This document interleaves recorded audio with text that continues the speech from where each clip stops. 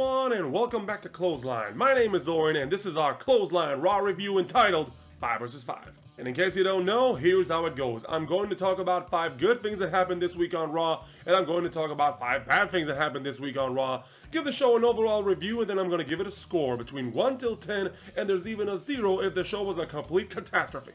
We're starting things off on the road to WrestleMania. The question is, do we start things off on the right foot, or did we get run over by a bus?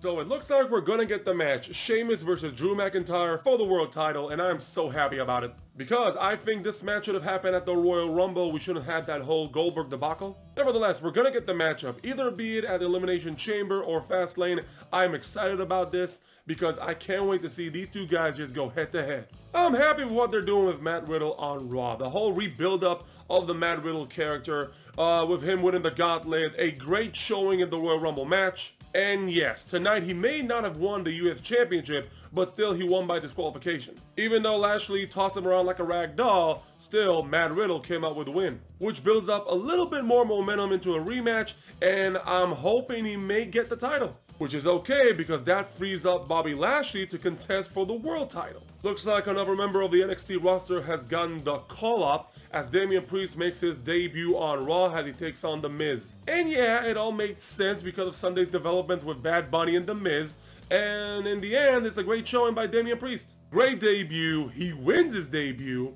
I'm satisfied. Carlito's back, and that's cool. So yeah, I'm happy to see Carlito's back. He gets a win tonight with his tag team match with Jeff Hardy against Elias and Jackson Ryker. I have problems with the match, but I'll talk about that later. But overall, I'm happy Carlito's back. And the final point would be the main event. The main event was between Randy Orton and Edge in a fantastic matchup. And hopefully this culminates the feud between Edge and Randy Orton. When Randy was about to hit the RKO, Alexa Bliss comes out of nowhere with black blood spewing from her mouth, causing the distraction. Edge with a spear, and he wins. So yeah, good victory for Edge. I can't believe that Edge is wrestling on Raw in 2021. And again, I couldn't believe it was back last year, and I couldn't believe he won the Rumble. But nevertheless, I'm happy to see Edge. Good win against Orton. And now we have the dilemma of which champion will Edge choose to challenge at WrestleMania. So those were the good things, and there were also some bad things. Let's be honest. We all knew that heel turn was coming. We all knew that Sheamus is going to turn on Drew McIntyre, and I was fine with that.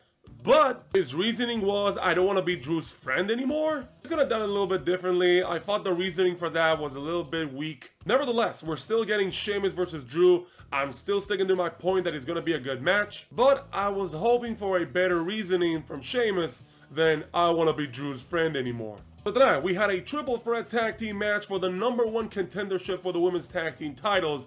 And it was an okay match. But I hated the ending. You can argue that Lana and Naomi shouldn't get a tag team title match, but when you look at the participants of the match, they are the most obvious choice. First of all, I am tired of seeing Mandy and Dana Brooke against Nia Jax and Shayna Baszler. We have seen this rivalry go on for weeks. Then you have Charlotte and Asuka, who have no reason to get a rematch, especially due to the fact that Charlotte has an intense rivalry against Lacey Evans. So that leaves the eventual winners, Lana and Naomi.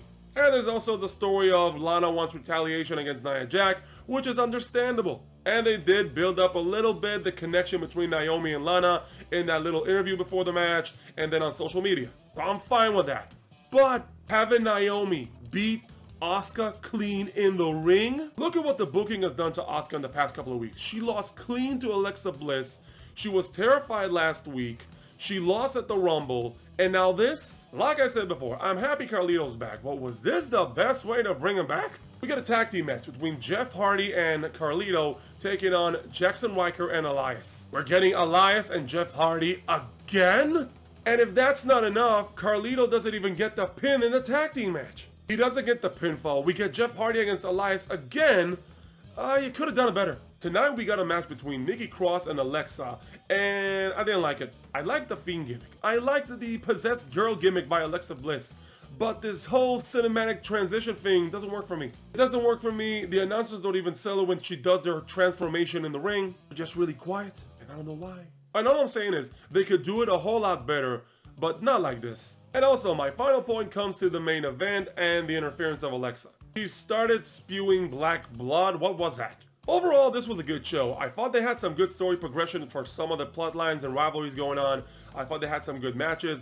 The Edge-Randy Orton match was good. And like I said, it culminates the feud between Edge and Randy Orton, and now Edge is free to go after a world title. Which leaves us Randy Orton versus The Fiend, maybe at Mania. I'm going to give the show a score of 6.5 out of 10. I thought it was a good show, a solid show.